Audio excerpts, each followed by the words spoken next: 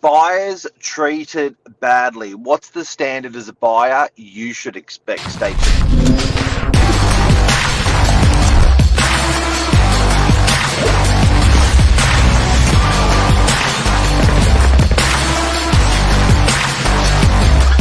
I'm the ringleader, so listen up. I forgot to put your name in the bottom. Good morning. That's right. It's because you do most of the talking on Fridays. That's right. Woo. Good morning. How is everyone? Hope everyone is smashing it out there. The weather has been beautiful, which is great. And the market is well and truly pumping. But this morning, guys, I want to talk about buyers and how do buyers get treated in the real estate industry. What do you reckon, Mark?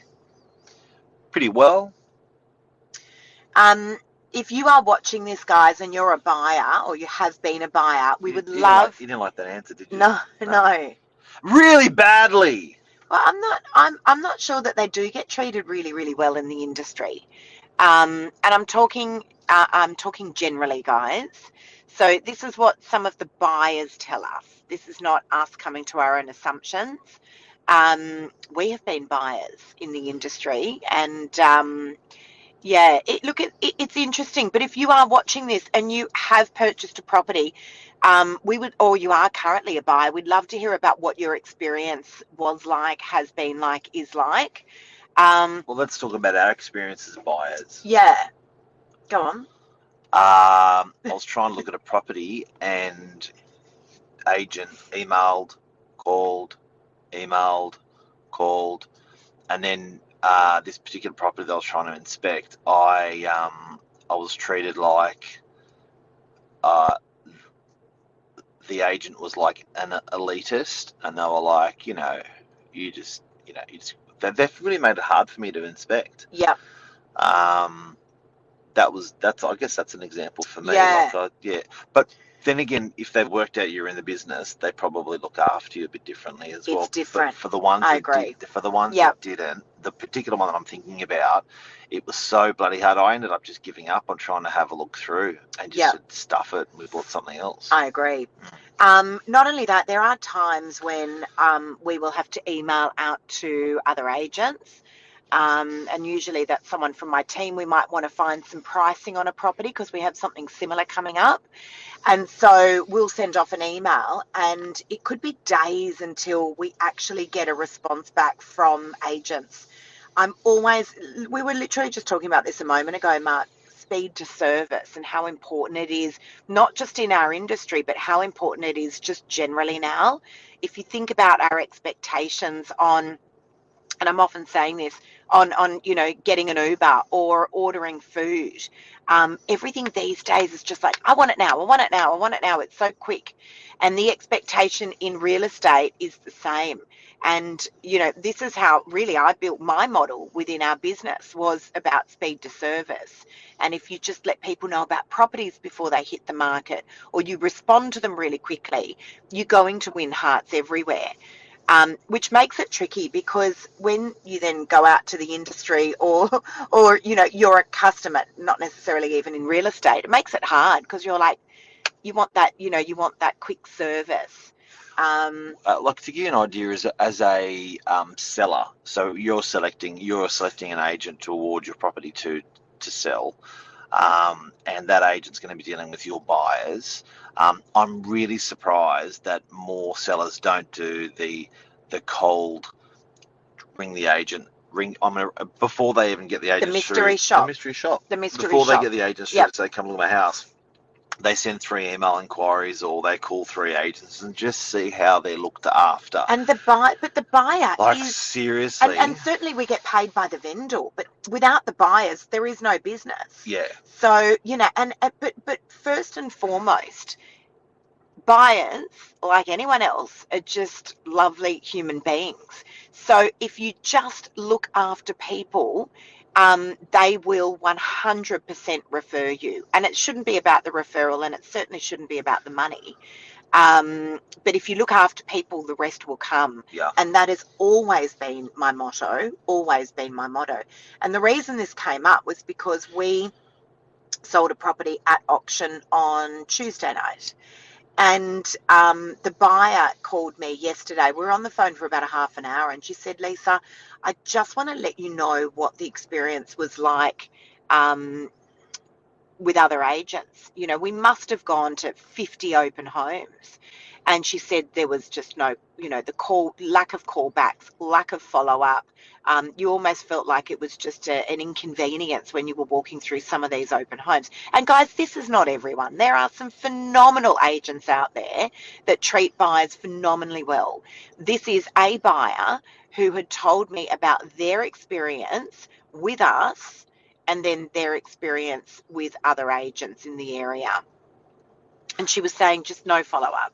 You know, no, asking questions, and it was almost like the agent was like rolling their eyes into the back of their head. Yeah, look, I think setting expectations is important, and we can have a quick chat about that because we're in the industry, and buyers are coming through different industries. Like in a hotel, you're going to get a different service than how you're going to get in a milk bar, right? So it's going to be different. So I think setting expectations first of all is really important. What do you think should be, and understand if you're the number one operator out of 550 operators, your standards are higher. But what do you think should be like? And I'm talking standard. I'm not talking best 5-star. I'm saying, what do you think a buyer? Actually, Luke's really good for this. Luke being a buyer's agent, Yep. is talking to people all the time. What do you think, guys, Luke, Lisa, and everyone out there, the standard should be for a real estate agent? I'm talking standard. I'm not saying, best should be doing this and the best should be done. What should be the standard? So as an example, if I'm a buyer, what is the standard I should expect if I send an email to get a response back? Okay, so at the very, very least, it needs to be the same day.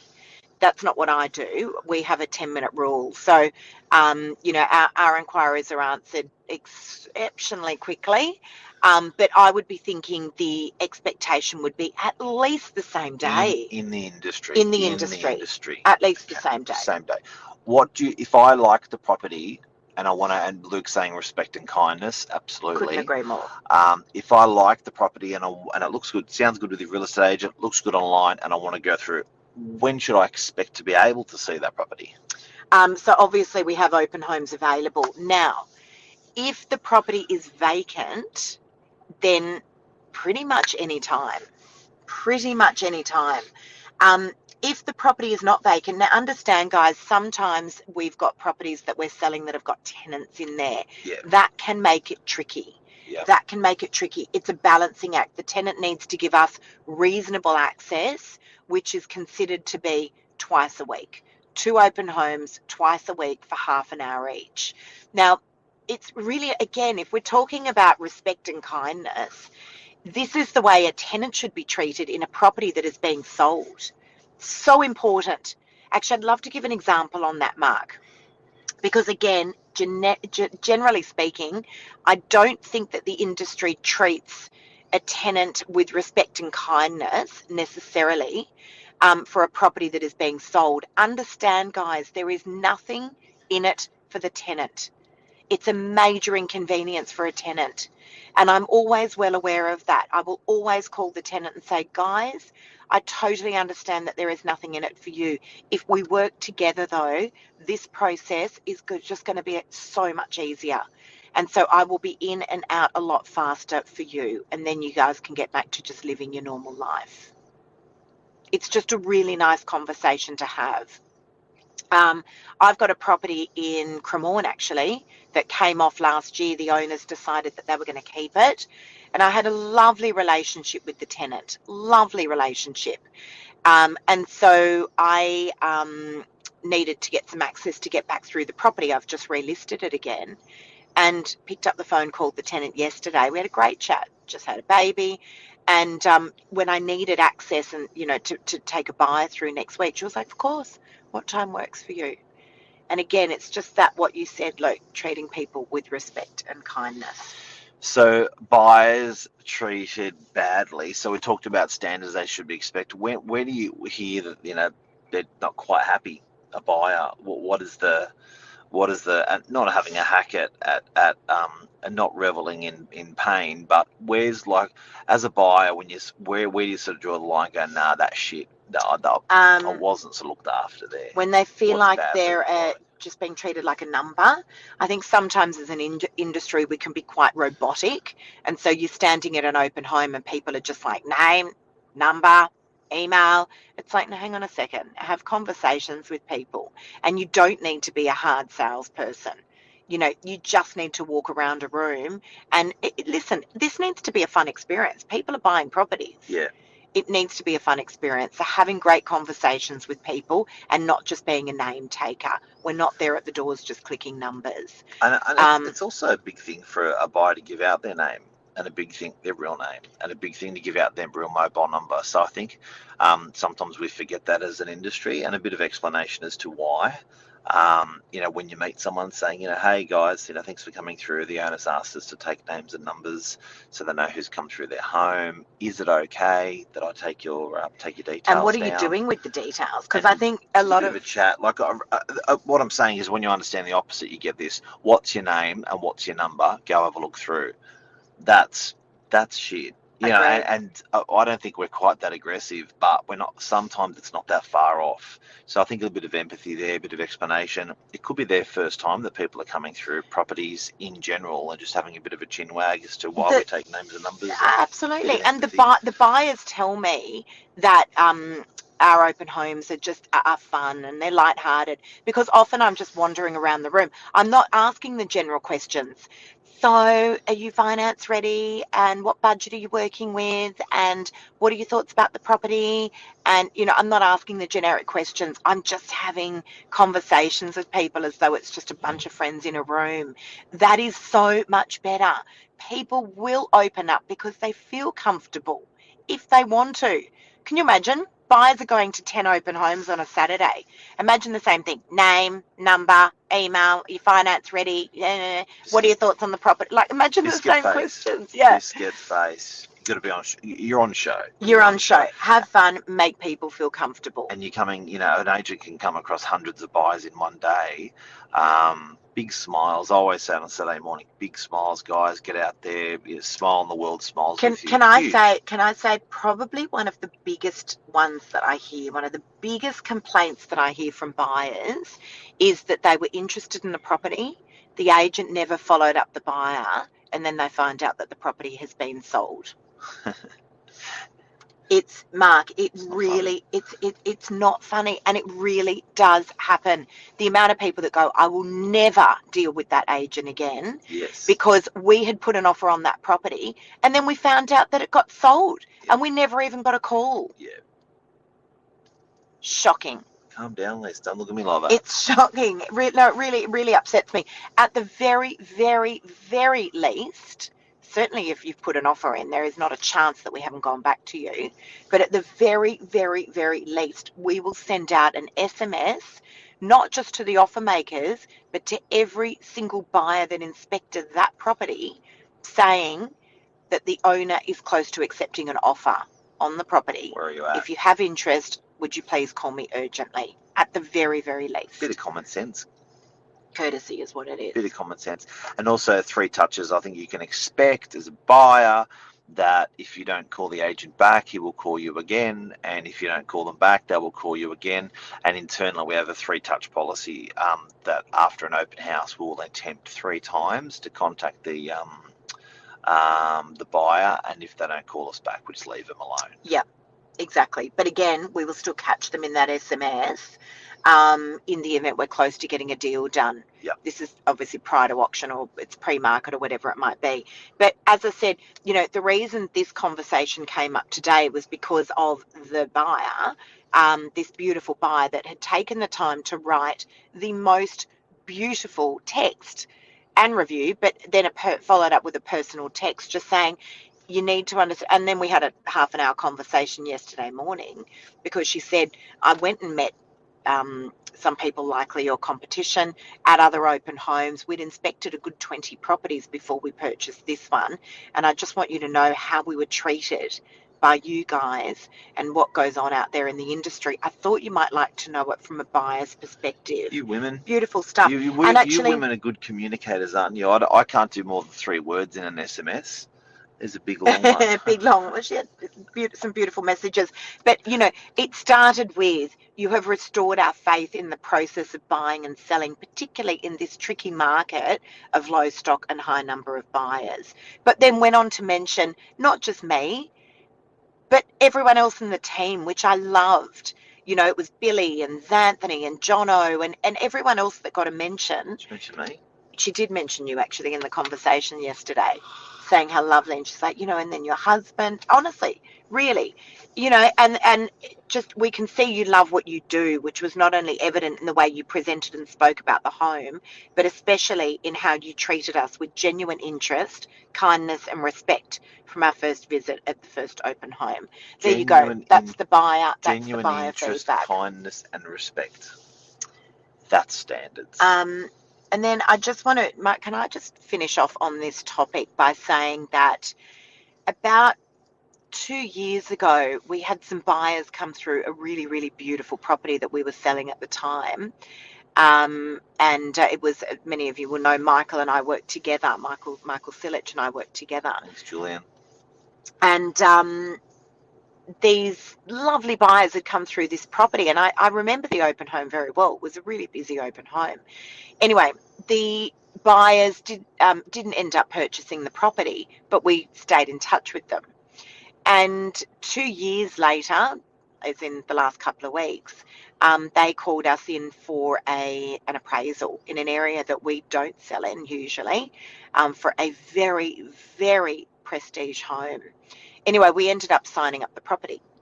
And these were, as I said, buyers. Mark, as you mentioned before, you don't know why more people don't mystery shop agents. But, Yeah. you know, little did we know that was kind of a mystery shop at the time. But most agents would have just thought, nah, they're just buyers, you know. But they then went on to sell a $16+ million property, which we were awarded to be part of that process. Playing the long game, as a result. As Julian was saying, it's getting, you know, it's the short game that a lot of the people look at in the industry. Yep. Before we go, anything else to talk about this week with our budget? You You love budget talk, don't you? Yeah, I do love budget talk. I mean, I have to say, I don't think that there was just an enormous amount there. What do you think, Mark? Fluff. I thought it was a little bit of fluff this year. Keen to hear what your thoughts are, guys. I was a bit like, I was sort of looking for stuff to go, oh, and I didn't really find any of that. No nuggets. No. Anything else this week? Just more and more and more public holiday buyers. happening. I can't believe all these public holidays. Well, that's usually the Queen's birthday. Now it's the So it's the King's birthday. Yeah. Interesting.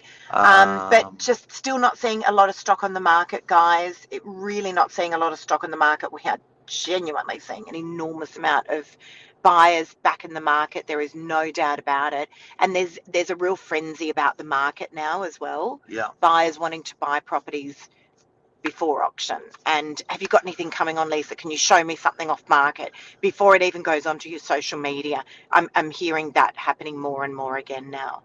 I was with an industry leader on artificial intelligence yesterday. Oh, which is pretty interesting, sort of what the industry is doing with AI. what are they doing? It's hiving its way through. Wow, quickly as well. And agents store and own a lot of data, and they don't really know what to do with it because there's so much of it.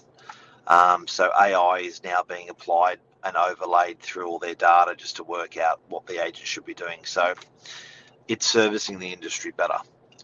So doing things like acknowledging that person has been through more open houses than anyone else and saying, please call these guys, they're active. Right. Do you know what I mean? So how would I know that Miss Simon Smith has been through 22 properties in the last 2 months? But there's companies like Rita that have been doing that for a little while. It is Rita. Oh, you're talking about Rita. Yeah. Okay.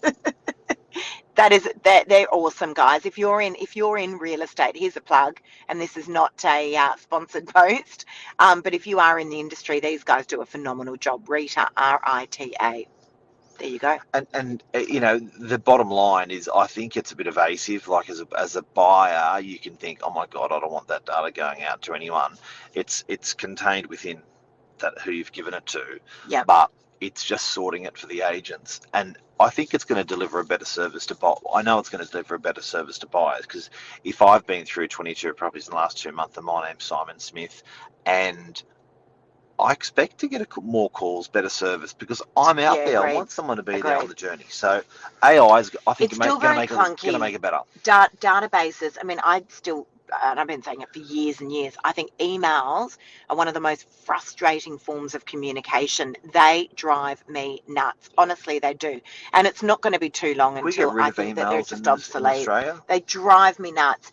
And the fact that we still do these email, we do all these email blasts out to prospective buyers to let them know that new properties, it's not the only thing we do, but it's part of our, onboarding of new properties. We email blast out the properties to any buyers that are in the database that fit that category. Again, that's just one layer of the stuff that we do, but I hate emails. I really do. I really do. Hate's a really harsh word. Yeah, it drives me nuts. I'd be very happy just to switch off my my emails completely, because you got WhatsApp, you got so many different avenues these days, social media. The only thing I like about emails is it's still sticky. Whereas when I see a WhatsApp, it can get lost after all the other WhatsApp. Really? Yeah. Have you ever gone on your phone and tried to find an email? Mark, seriously. No. Have you ever gone on I'll and give you an example.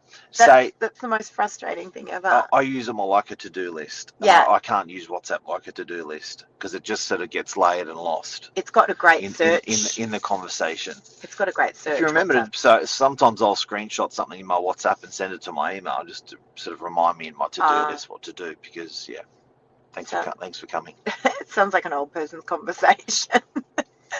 All right, that's a show, guys. Yeah. That is a show. Hopefully that's helped some of you guys out there. Again, we're definitely not having a hack at real estate agents. We are listening to what the buyers are saying to us when they're coming through open homes. They're frustrating experiences, they're great experiences, and we just wanted to make a show of it. If you are a buyer, we'd love to hear what your experience has been with us, with other agents, but it will certainly help the industry to improve.